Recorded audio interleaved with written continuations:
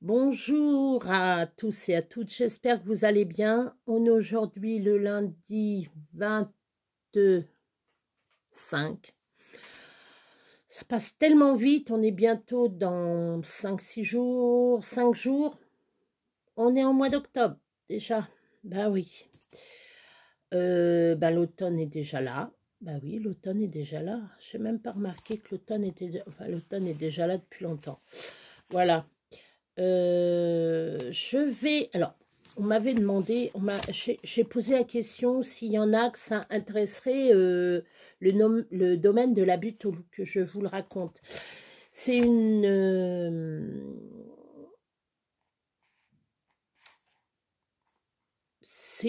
histoire vraie qui lui est arrivée à cette personne. C'est Jocelyne Bénard. Alors, c'est marqué derrière, je vous lis ce qui est marqué derrière. C'est dans le Berry, terre de sorcellerie, que Jocelyne Bénard, née à Paris en 1955, a passé toutes ses vacances d'adolescente. Donc le Berry, pour vous situer, c'est dans l'Indre. Voilà. Passionnée de dessins, photos, animaux et voyages, mais surtout d'occultisme, elle nous propose de nouvelles où phénomènes étranges et inexpliqués nous tiennent en haleine, où les apparences sont toujours trompeuses. Faut jamais se fier aux apparences, hein. Faut toujours avoir l'œil. Voilà. Alors la première histoire, ça sera le domaine de la butte au loup, et ça sera suivi de quand le monstre s'éveille. Mais là, je raconte l'histoire là le domaine de la butte au loup. Voilà. Alors, normalement, il y a un Alors, c'est marqué à Angélique. C'est à sa fille, je crois. Alors, ça se situe en 1990. Voilà. Alors, je commence l'histoire. Je ne vais pas tout le temps regarder la vidéo. Donc, je vais être sur le livre. Je vais essayer de vous regarder entre-temps. Bon, je vais lire le livre et vous verrez, je ferai des pauses. Est-ce que je ferai pas d'explication? Ça sera à vous de faire votre propre opinion là-dessus. Moi, j'ai fait mon opinion depuis longtemps. Ça fait au moins 5-6 fois que je le lis, le livre. Toujours aussi passionnant. J'adore, j'adore. Voilà. Alors, je commence. Ça fait déjà 2 minutes. Le livre, je ne sais pas combien de pages il y a, à peu près.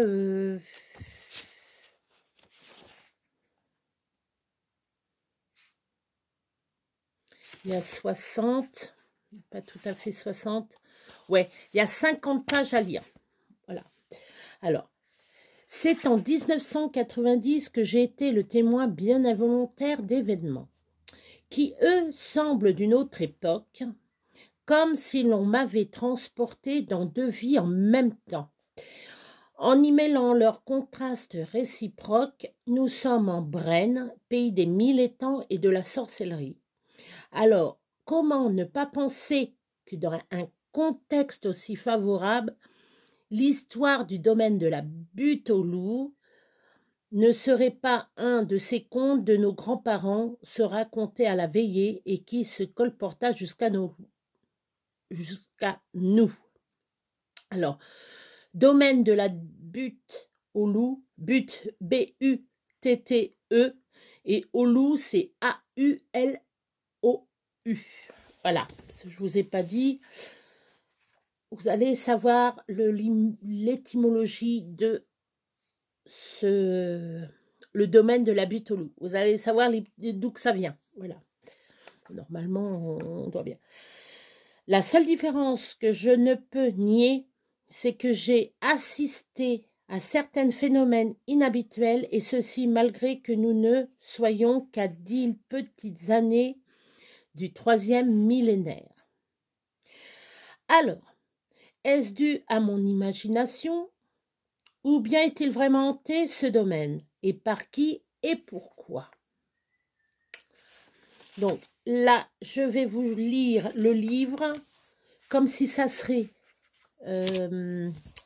Jocelyne qui vous le raconte. Voilà. Nous sommes au mois de juin. Un soir d'été, ces soirs de lourdeur, où le soleil a fait place à l'obscurité. Après la trop forte, trop puissante chaleur de la journée, ces soirs orageux, où l'on voit danser comme un brouillard au-dessus des champs, espèce de nappe gazeuse due à l'aération de la terre chaude et de l'humidité qui descend dans la nuit qui approche. Soir d'été où l'on respire très mal, où nulle feuille ne bouge, où tout est figé, comme si les arbres se sentaient trop las pour remuer les branches encore un peu. Excusez-moi. Désolée. Alors, ces soirs d'été où brusquement, en quelques secondes, le vent se met à souffler en rafale et où brusquement, au moment où on ne s'y attendait pas, un coup de tonnerre surprend par son claquement sourd, vous fait battre le cœur à grande vitesse, comme lorsque l'on est enfant et que l'on s'amuse à se faire peur en cachant derrière un arbre. Il est 21h30. Il est 21h30 ce soir-là. J'étais restée au bureau et je me demandais si j'avais un peu trop de travail pour une seule journée et si la journée était trop courte pour le nombre de dossiers. Il y avait en fait vraiment une différence entre ces deux solutions. Cela me fit sourire. Dehors, l'orage grondait. Les éclairs coupaient l'obscurité. Plus il éclairait la pièce, plus le tonnerre grondait, plus l'orage se rapprochait du village. Je décidai alors de débrancher les machines du bureau. J'ai très peur de la foudre. Elle est déjà tombée sur le petit bourg où nous vivions, mon mari, ma fille et moi.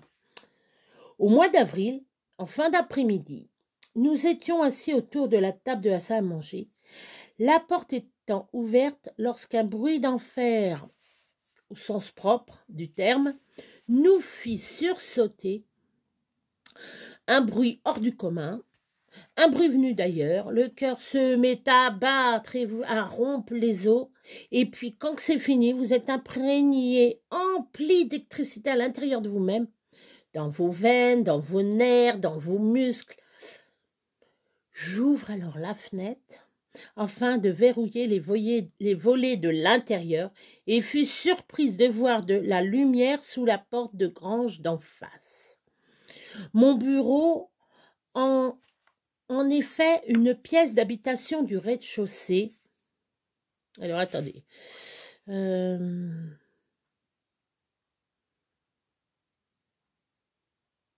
Oui. Alors là, elle est chez elle, et là, oui, là, je sais pas trop quoi. Ah, voilà. Là, elle est à son bureau.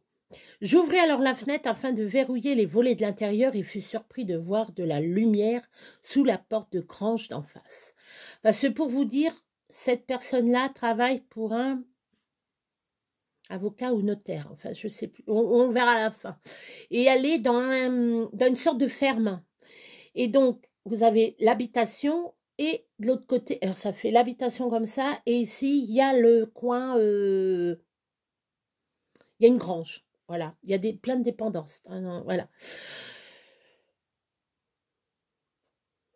Elle explique en plus. Mon bureau est en fait une des pièces d'habitation du rez-de-chaussée d'un grand bâtiment ancien de 2 étages, vieille bâtisse rénovée au mur de 70 cm d'épaisseur. Au sol carrelé d'une tomate ancienne et une énorme cheminée qui ouvre généreusement leur gueule en réclamant quelques bonnes bûches et dont le rebord noirci d'avoir dû chauffer et réchauffer tant de gens depuis quelques dizaines d'années marque l'âge d'un patrimoine faisant partie de notre histoire. Ce bâtiment d'habitation plus 3 autres servant de dépendance constitue le domaine de la butte aux loups. Ce devait être l'ancien domaine d'un propriétaire terrien ou peut-être un relais de poste avec ses hauts toits en avancée permettant aux chevaux de s'abriter et de se reposer pendant que les cochers allaient se réchauffer et se restaurer devant la cheminée accueillante.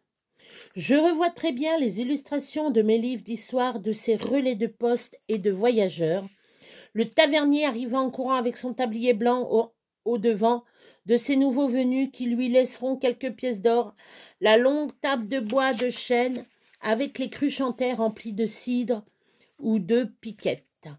Alors, la piquette, c'est le vin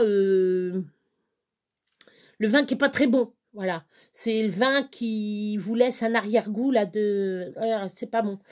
Voilà, c'est ça de la piquette, ça pique quoi. Voilà, c'est un vin qui pique. Et les jambons fumés suspendus, attendant d'être coupés en tranches et jetés dans la poêle. L'architecture rurale de cette région est liée à la nature du terrain d'une part, mais aussi à l'histoire d'une certaine noblesse locale, et c'est ainsi que naquirent les domaines, ensemble de bâtiments, d'exploitations et de murets qui forment une cour fermée, comprenant des porches de granges en avancée et couverts d'un toit de 3 pentes du XIXe siècle. En rêvant à tout cela, je me surprends à penser que moi aussi, j'ai faim. Mais tout de même, c'est étrange. Cette lumière dans la grange, la porte d'entrée de cette grange est fermée à clé. La clé est dans le bureau où je suis seule presque toute la semaine. Et hier, ce n'était pas allumé, à moins qu'il y ait une autre entrée sur l'autre façade. Je n'ai jamais eu la curiosité d'aller y voir. Il faut dire que c'est guère encourageant. Tout le tour des granges est en friche enlacée de ronces et d'orties. Mais il faudra que je pose la question à Maître Marceau. Maître Marceau est mon employeur, un jeune avocat du barreau de Paris qui vit en région parisienne, mais qui plaide souvent dans notre région. Aussi a-t-il décidé un jour, pour des raisons de commodité, d'y installer un second bureau, et c'est comme cela que j'ai été engagée comme secrétaire à son service. Bien que je ne vois que 2 jours par semaine en moyenne, le téléphone, la télécopie et l'ordinateur, ayant remplacé les longues heures de sténo que la secrétaire passait dans le bureau de son patron à prendre en note tout le courrier du jour. Après avoir refermé les volets et la fenêtre, je m'apprêtais à éteindre la lumière lorsque j'entendis une voix d'enfant, tout à la fois faible mais distincte, assez audible pour penser à la première idée que me traversait la tête, que cet enfant était dans la maison, et suffisamment éloigné pour penser que cet enfant était à l'étage. À la seconde qui suivit, je pensais que c'était vraiment ridicule, parce qu'il y avait eu un enfant ici, je l'aurais entendu marcher et jouer toute la journée, et que si Madame Marceau était là aujourd'hui avec ses fils, elle serait venue me saluer depuis longtemps, comme elle avait coutume de le faire dès son arrivée. En même temps que mes idées devinrent plus lucides, je m'aperçus que l'orage avait cessé, et je m'en réjouis. Je pensais alors que ma fille et mon mari devaient m'attendre à la maison avec un peu d'inquiétude, car avec tout ceci, j'avais complètement oublié de les prévenir de mon retard. Aussi, je fermai rapidement la porte, montai en voiture et pris le chemin du retour.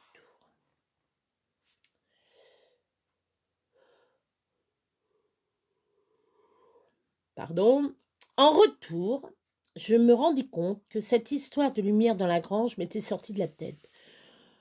J'aurais quand même pu aller éteindre, pensais-je. Elle va brûler toute la nuit.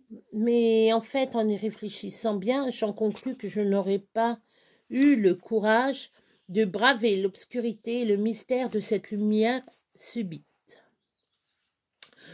Je roulais une dizaine de kilomètres et ralentis mon allure.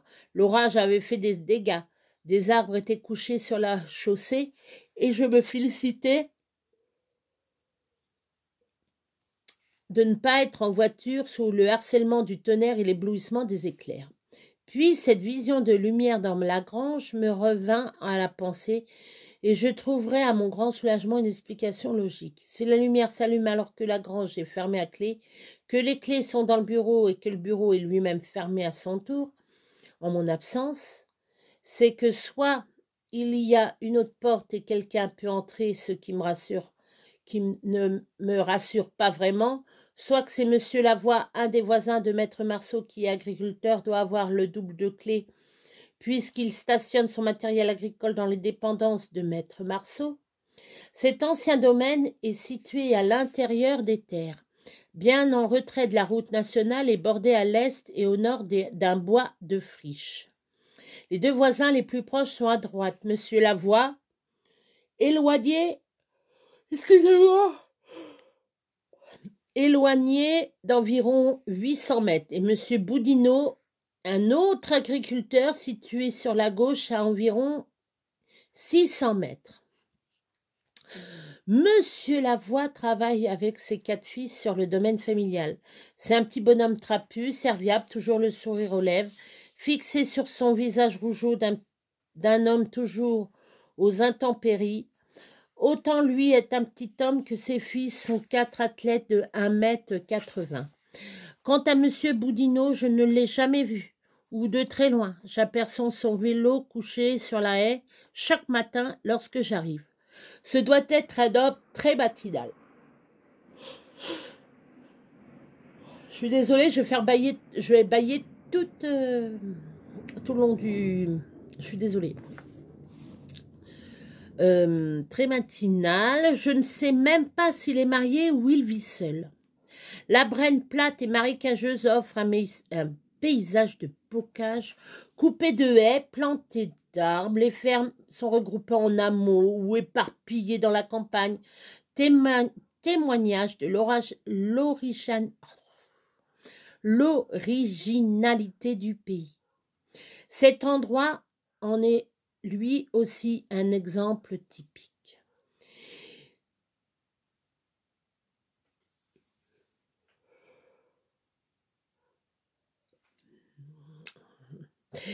Il est donc 22 heures lorsque j'arrive à mon domicile. Un grand soulagement de ma famille pour laquelle l'inquiétude avait fait place à de l'anxiété. Je vis 2 grands sourires de soulagement. L'un sur le visage de Marc, mon mari, le second sur celui de ma fille Patricia, qui me sauta au cou pour m'embrasser pendant que Noirot, le chien, et Blanchette, la chienne, me faisaient la fête. Noirot et Blanchette étaient 2 petites chiennes que nous avons récupérées au hasard de la vie, et qui s'entendaient si bien que Blanchette venait à nous présenter ses 6 petits, tous noirs à taches blanches.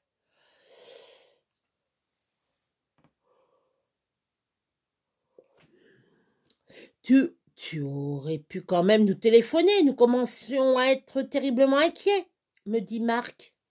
Avec cet orage, on ne sait pas ce qui peut arriver sur la route. J'ai essayé de t'appeler, je suis tombée sur le répondeur. Je devais être déjà partie, mais c'est cet orage qui m'a perturbée. Puis cette vieille maison est pleine de bruit. Tu me connais déjà que je ne suis pas trop courageuse la nuit. Il y avait de la lumière dans la grange. Et alors, c'est pas normal. C'est quelqu'un qui l'aurait oublié de l'éteindre. En attendant, si on allait dîner, les émotions ne t'ont pas donné faim. Allons-y, oui. À 22 heures, il n'était plus question de préparer le dîner prévu. La cuisson serait trop longue, alors il fallait que j'improvise. Et dans ce cas, c'était souvent omelette-salade qui jouait le rôle de l'improvisation. Je suis désolée. Joue le rôle de l'improvisation. Le lendemain et les jours suivants, la canicule poursuivait son destin. Pendant encore 1 mois et demi, nous étions maintenant, à la fin du mois de septembre, les journées commençaient à se raccourcir. Les soirées devenaient plus fraîches, plus respirables. Parfois, il faisait un peu plus de vent. Cette histoire de lumière m'était complètement sortie de la tête. Les petits de Blanchette commençaient à vouloir marcher seuls, mais sur le carrelage de la salle à manger, leur tentative demeurait infructueuse. Les 4 pattes s'écartaient en même temps, même dans le sens opposé, si bien qu'ils se trouvaient vite sur le ventre. Un mardi, vers 17h, l'on frappa à la porte du bureau.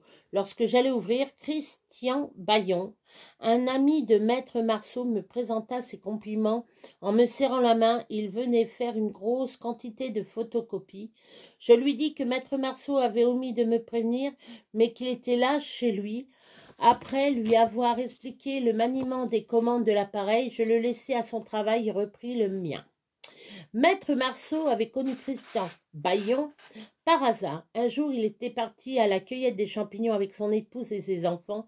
Il s'était perdu dans le bois et c'est pendant qu'il essayait de se repérer qu'un chien était venu à leur rencontre. Ils avaient alors suivi ce chien, les avaient ramenés jusqu'à chez son maître. C'était Christian Bayon, un jeune menuisier reconverti dans l'élevage des truites. La pisciculture est un métier courant en Brenne à cause de ses nombreux étangs, justement. Alors, on dit, c'est une petite parenthèse, on dit les 1000 étangs, mais il n'y a pas 1000 étangs, hein, c'est parce qu'il y a beaucoup trop d'étangs. Voilà. Le temps changeait dehors. Le vent se levait et la pluie commençait à tomber, les gouttes tapaient sur le carreau et tombaient sur le pavé qui bordait la maison en éclaboussant les rosiers. Je décidai à nouveau de fermer les volets avant de me faire trop mouiller. Et c'est alors que je vis la chose se reproduire une nouvelle fois. Alors qu'un frisson me parcourait le dos, la lumière de la grange était à nouveau allumée. Et cette fois, quelque chose ou quelqu'un bougeait à l'intérieur, car je voyais une ombre apparaître et disparaître au bas de la porte lorsqu'elle longeait celle-ci.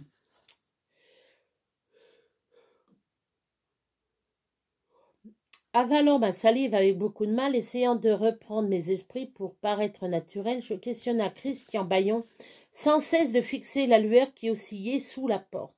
« Dites-moi, monsieur Bayon, savez-vous si votre grange appartient à un maître Marceau ?»« Oui, je le pense.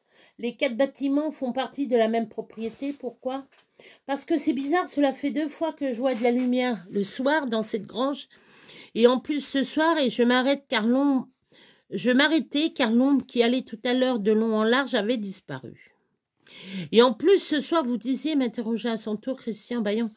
Ah non, rien, mais il y a vraiment de la lumière, regardez. Ah oui, effectivement.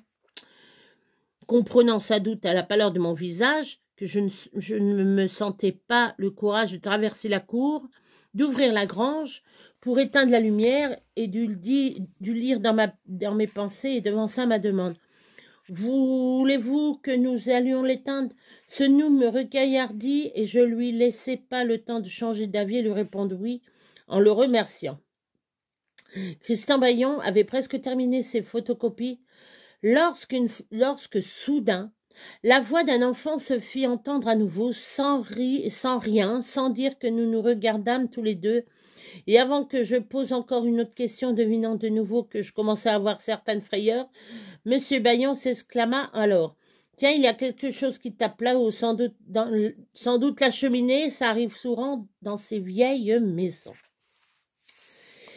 Il est vrai que c'est un homme de la terre qui est habitué au craquement de ces vieux murs, mais de là à confondre le clapet d'une cheminée qui tape au vent et à la voix d'un enfant, soit il essaie de me rassurer, soit il entend vraiment mal, me dis-je.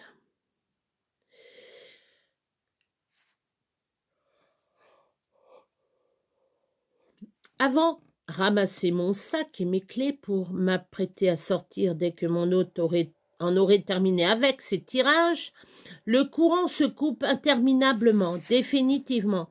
Après quelques secondes de silence pesante, Christian Bayon, rompant ce silence de sa voix grave, et dit « Eh bien, j'ai de la chance, je venais juste de terminer ma dernière feuille. » Mais moins terre à terre, je me mis à penser que ma chance à moi, c'est qu'il fût là ce soir, sinon je crois que je n'aurais pas pu quitter ce bureau, tellement j'étais transi de peur. « Ne bougez pas, monsieur Bayon, je cherche la lampe torche. Après avoir buté dans 2 chaises et inversé le cendrier, je retrouve enfin la lampe. Heureusement, elle fonctionne. Nous reprenons nos affaires. Nous sortons et Christian Bayon remarque. Bien, c'est pas la peine d'aller éteindre la grange. L'orage l'a fait pour nous. Je me disais que c'était une bonne chose car je ne pensais pas si mes jambes m'auraient porté jusqu'à l'autre côté de la cour et si ensuite mon cœur ne se serait pas arrêté à de battre avant que l'on ouvre cette porte de grange. Au revoir, monsieur Bayon, et bonne soirée. À vous aussi. Au revoir.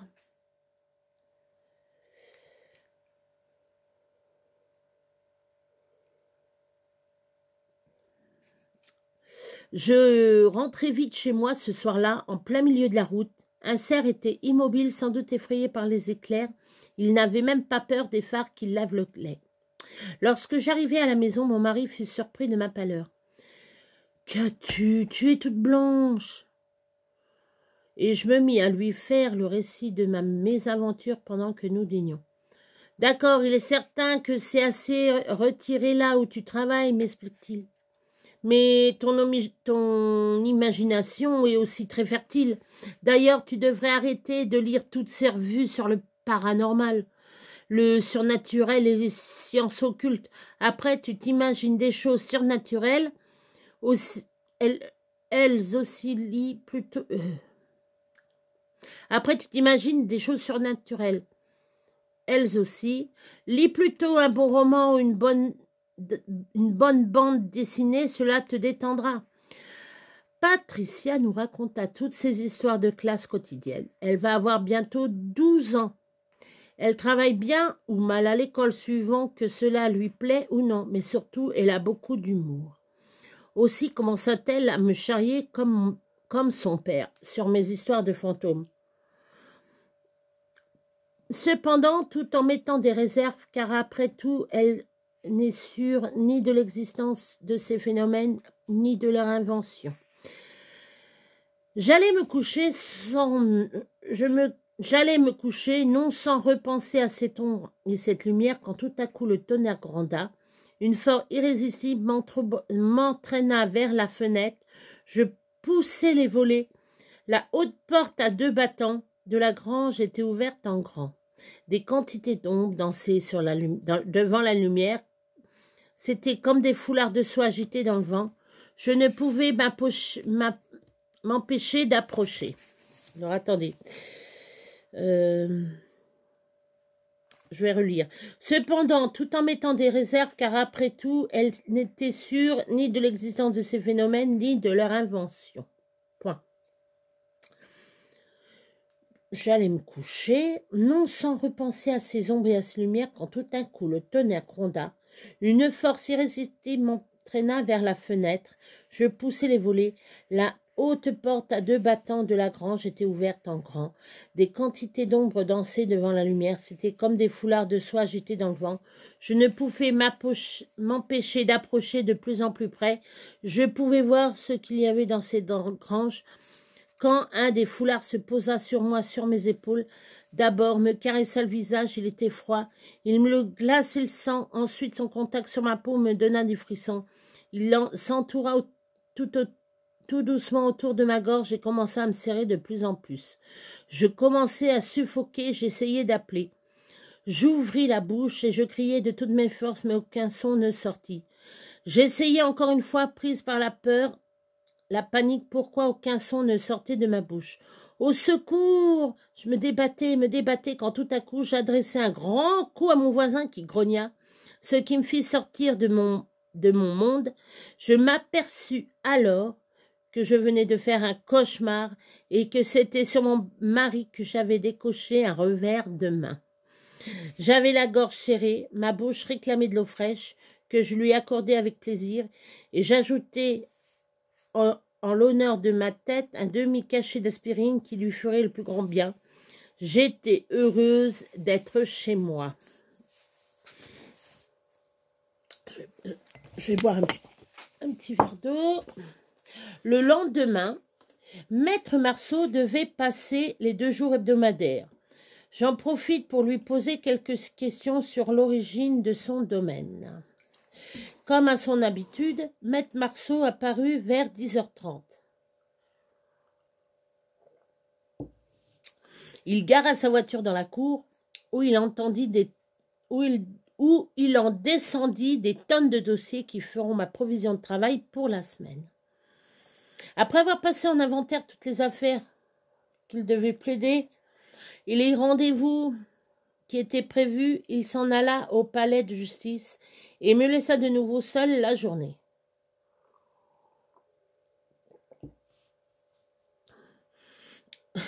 Seul, pas vraiment,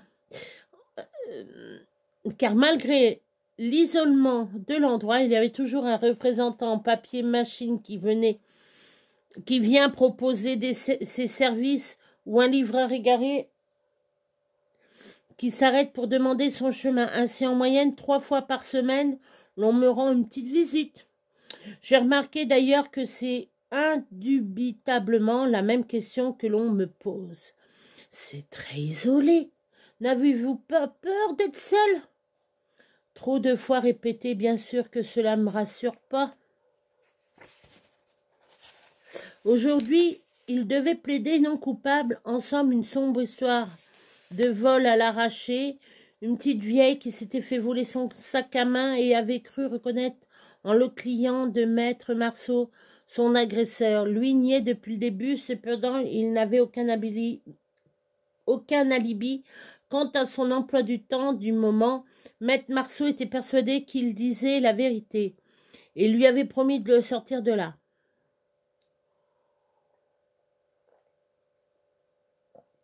Ça donne soif.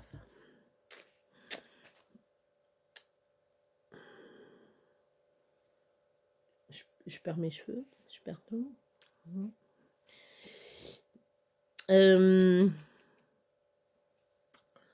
Il faut dire qu'à la lecture de son dossier, rien ne laissait supposer qu'il puisse être le voleur. Un petit jeune de 22 ans travaillant dans un supermarché comme magasinier, vivant chez ses parents sans aucune histoire et aimé de tout le monde.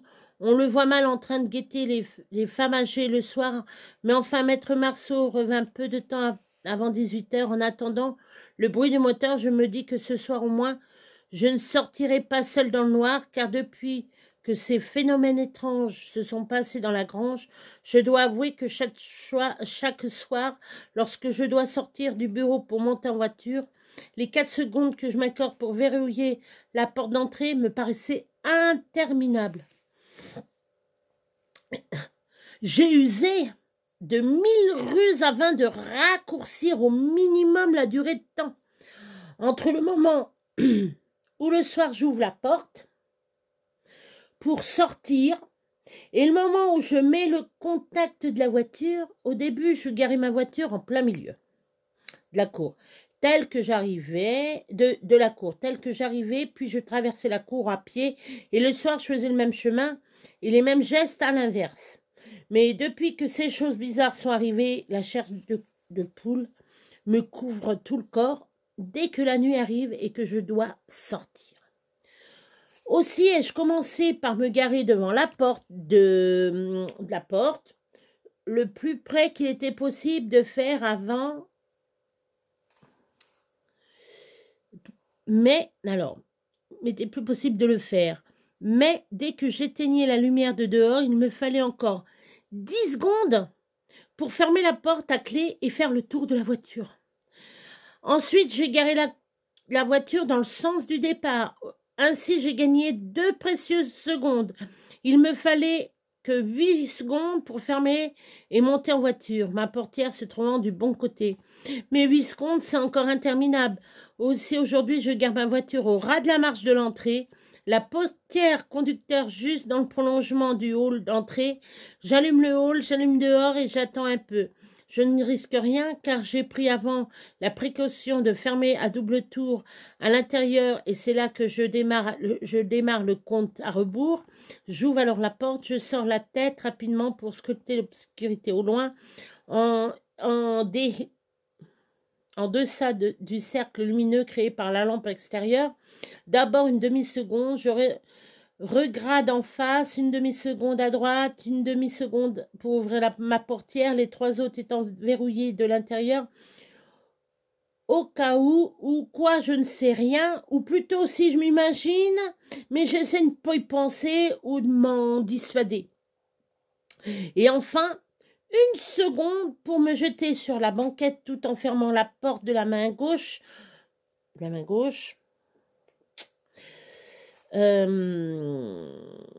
Et en mettant le contact de la main droite, là, évidemment, j'ai dû m'entraîner longtemps. Mais la peur est un excellent professeur. Ensuite et enfin, je verrouille ma porte de l'intérieur. Et enfin, je dois attendre encore 7 secondes car notre voiture est en teinte diesel. Il faut attendre que le témoin d'allumage s'éteigne pour que le moteur accepte de démarrer. Dans tout cela, me diriez-vous, je n'ai pas éteint la lumière de dehors, je le sais, mais c'est plus fort que moi, ce m'est impossible, qu'alors je devais attendre encore au moins 2 secondes interminables supplémentaires dans le noir absolu, je n'ose même pas y penser.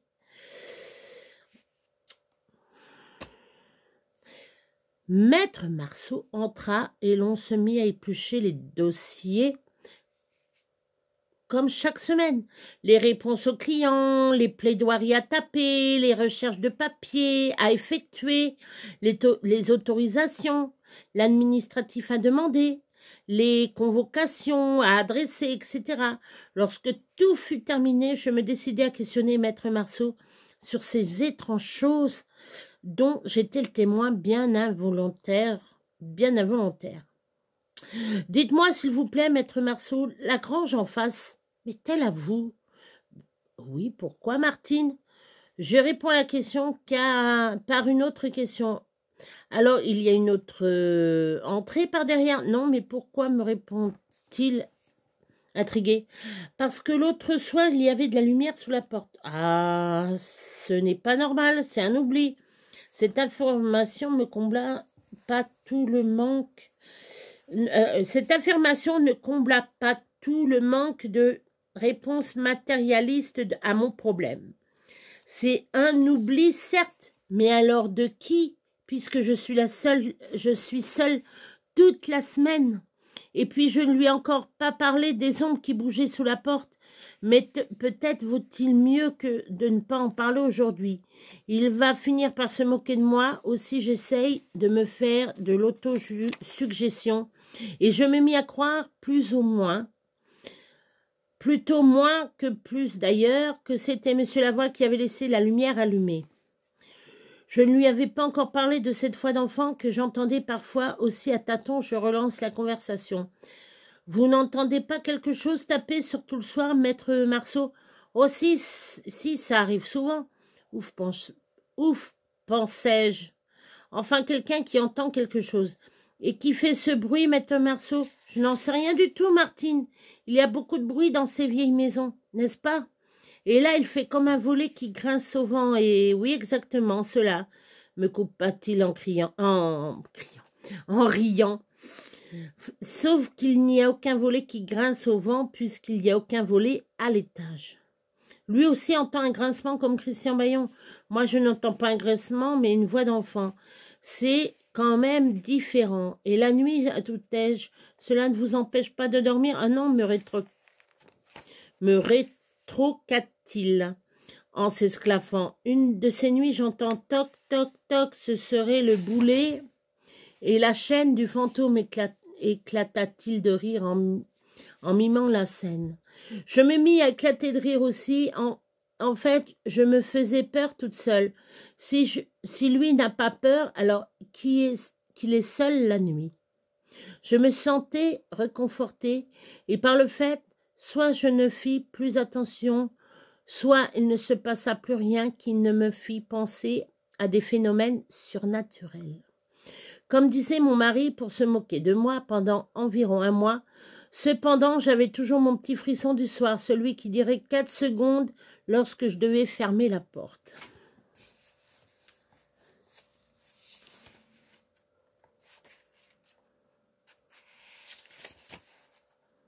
Oui, j'arrive. Quelques jours passèrent. En regardant par la fenêtre, je vis que M. Lavoie entrait dans la cour en tracteur. Il était maintenant en décembre. On était maintenant en décembre. Dehors, le temps était en blanc, ce qu'on appelle un temps de neige. Et ici, la brume est importante. Nous sommes au cœur des étangs. L'humidité est partout. Tout est silence. L'atmosphère est changée d'un brouillard épais des 16 heures. Dans ces paysages couverts de brume, comment ne pas voir des phénomènes surnaturels pour une imagination fertile comme la mienne? Ne disait-on pas en Brenne, voilà bien longtemps qu'il ne fallait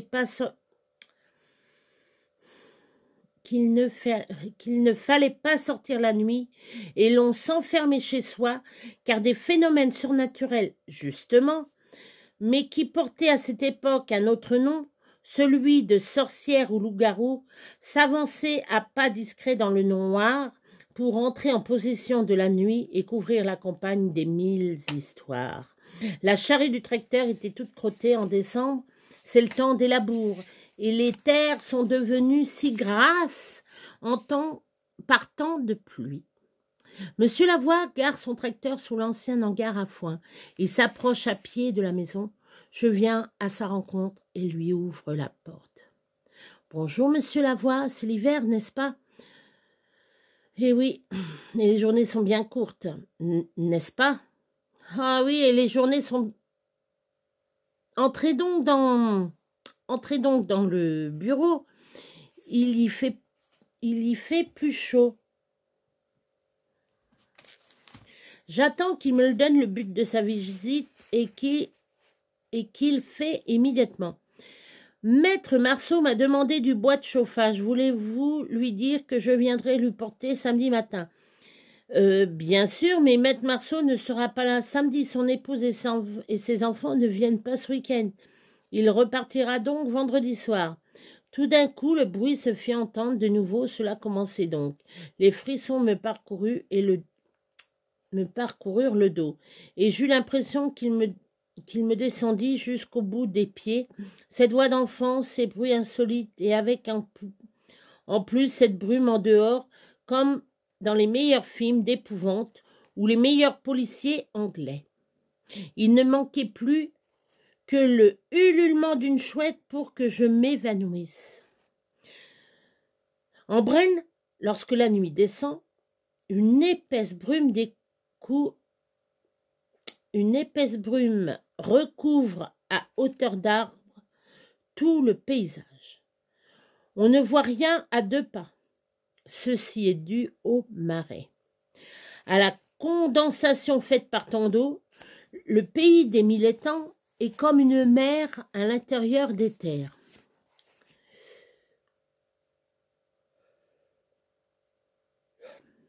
Les marins ne sont-ils pas eux aussi envahis par la brume sur leur bateau?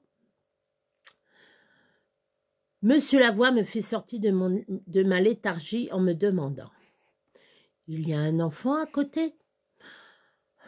Enfin, malgré l'impression de malaise, de peur et d'atmosphère étrange due à la situation, je me sentis soulagée, car enfin quelqu'un entendait comme moi cette voix d'enfant. Non, non, il n'y a pas d'enfant ici. Monsieur Lavoie semblait douter. Aussi, je m'appressais d'ajouter: ce doit être quelque chose qui tape ou qui grince, et cela fait comme si un enfant parlait. Cela me fait la même impression la première fois. Ah bon, je pensais qu'il y avait un enfant qui jouait à côté, poursuit-il. J'entendis la voix une partie de la journée, mais par intermittence. Monsieur Lavoie était parti depuis un bon moment. Le brouillard dehors était si épais que je ne distinguais même pas la grange en face. Aussi, je ne vis pas de lumière ce soir-là, mais je sentais cependant qu'elle était allumée, et surtout, il y avait tous ces bruits autour de moi. Il faut dire que cet épais matelas de brume qui flottait retenait tous les sons et les amplifiait, leur offrant tous les décibels qu'ils souhaitaient. Ainsi, le moindre bruissement de feuilles devenait un craquement sinistre. Le moindre souffle de vent devenait un hurlement lugubre. Même la nuit s'y mêla en se reflétant dans les flaques. d'eau qui elle-même se réfléchissait en mille et une lumières, tels des feux follets venus du monde souterrain à l'assaut du monde des terriens.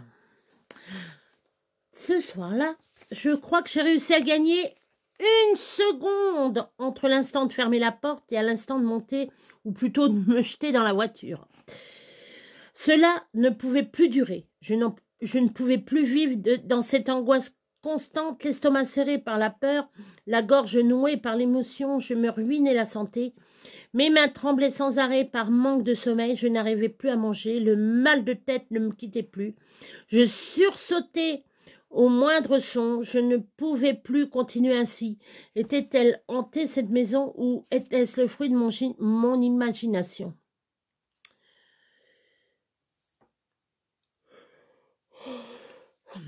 Je pris ce soir-là une grande décision. Je mènerai une enquête jusqu'à ce que je connaisse la vérité et si je ne trouve rien, ce que je m'invente, c'est que je m'invente des histoires dans ma tête, ce que je deviens folle, mais enfin quand même, maintenant je suis plus seule à avoir entendu cette voix d'enfant. Maître Marceau arriva le lendemain, jeudi, me trouva mauvaise mine, je suggérai un mauvais rhume. Si je lui avais expliqué mes soupçons, lui dire que sa maison est hantée, il aurait éclaté de rire. Je ne voulais pas perdre de ma crédibilité à ses yeux. Nous sommes en 1990 et il est néophyte en ce domaine. Moi, je suis passionnée des sciences occultes, alors comment expliquer d'une manière rationnelle les choses que l'on appelle inexpliquées?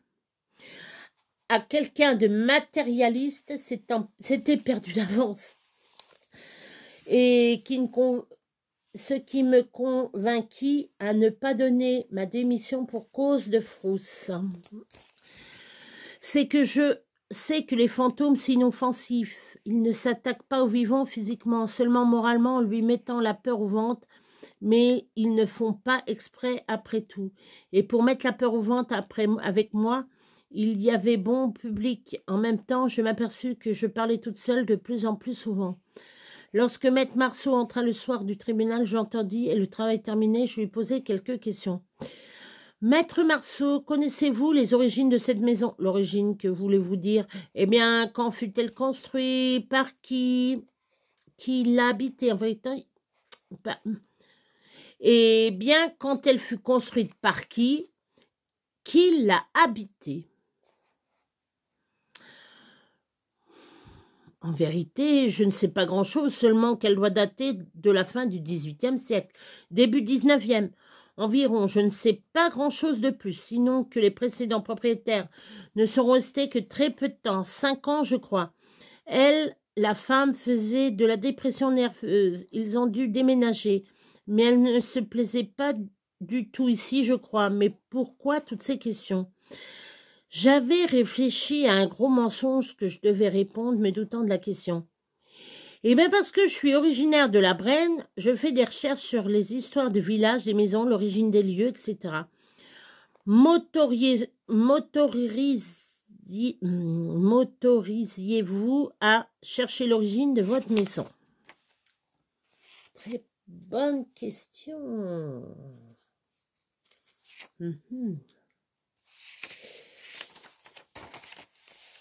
Bien sûr, il n'y a aucun inconvénient, mais pourquoi faites-vous cela? Par passion. Comme les uns collectionnent les timbres-poste, les autres vont à la pêche, moi je collectionne les histoires rurales. C'est original, effectivement, ce doit être passionnant. Passionnant certes, mais parfois effrayant, pensais-je. Dès le lundi matin, je me mis à devoir de mener mon enquête. J'avais fait une liste des gens qui seraient susceptibles de me donner quelques informations. Je pensais au curé, au maire, la secrétaire de mairie, au facteur. Je commençais par attendre le facteur à 10h30. J'entendis sa voiture menant discrètement la conversation sur le temps du temps à la région, de la région au village et du village au lieu-dit de la butte aux loups. Où était donc construit le domaine pour en venir à la question fatidique d'où vienne ce nom la butte aux loups? À mon grand désarroi, Le facteur m'annonça qu'il était du nord, des pays miniers, et que cela ne faisait que 3 ans qu'il était sur le secteur. Cela commençait bien. Je décidai alors de sortir une demi-heure plus tôt, le midi, afin d'aller voir la secrétaire de mairie, prétextant un formulaire à remplir. J'engageai la conversation avec elle de la même façon que le matin avec le facteur. À ma grande déception, j'eus la même réponse que celle du facteur. Elle était arrivée dans la région depuis 15 ans. J'appris par elle-même que je n'aurais guère plus de chance avec le curé. Il faisait 4 paroisses et arrivait de Bourges. Pas de chance de plus. Il me restait le maire. Monsieur le maire, me dit-elle, et l'origine Monsieur le maire, me dit-elle, est originaire du village voisin, mais il est venu vivre ici lorsqu'il était très jeune. Vous aurez peut-être plus de chance. J'eus cependant l'idée de regarder le cadastre et je fus intriguée de constater que la butte au loup s'écrivait. Alors, la butte au loup, A-U-L-O-U, s'écrivait A-U-L-O-U-P avec un P, donc au loup, L-O-U-P. Alors que les feuilles en tête de Maître Marceau ne comprenaient pas de P au bout du nom. Aussitôt, je décidai d'aller jusqu'au chef-lieu de canton afin de voir le cadastre ancien, mais il fallait attendre la semaine prochaine. Mon enquête n'avançait pas vite et mes nerfs étaient toujours à vif. Au cadastre, j'eus de nouveau eu une autre surprise, la butte au loup. S'écrivait à l'époque en 3 mots. La butte au loup. La butte, B-U-T-T-E, O-A-U-X, et loup, L-O-U-P-S. Et comme beaucoup de noms propres, c'était au fil des années transformé de telle sorte qu'il ne resterait plus que la phonétique. J'avais un petit point de départ, mais qu'y pouvais-je en faire? Je ne pouvais quand même pas prétendre rendez-vous avec le maire pour lui demander s'il connaissait l'origine du nom de la butte au loup. Il aurait sûrement autre chose de plus important à s'occuper.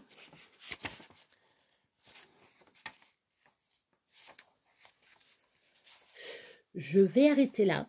Je vais reprendre après. Il y aura peut-être 3 parties, hein, je ne suis pas sûre. J'espère que la première partie, ça vous a plu. Je vais continuer ma petite histoire. Là, ça fait presque 1 heure. Donc, je vais continuer mon histoire. J'espère que ça vous plaît. J'essaye d'être un peu, d'expliquer un petit peu comme je peux, phonétiquement et lettre par lettre, pour que vous voyez comment l'histoire se fait. Voilà. Je vous dis à tout à l'heure. Là, c'est la première partie. Et après, je fais la seconde. À tout à l'heure.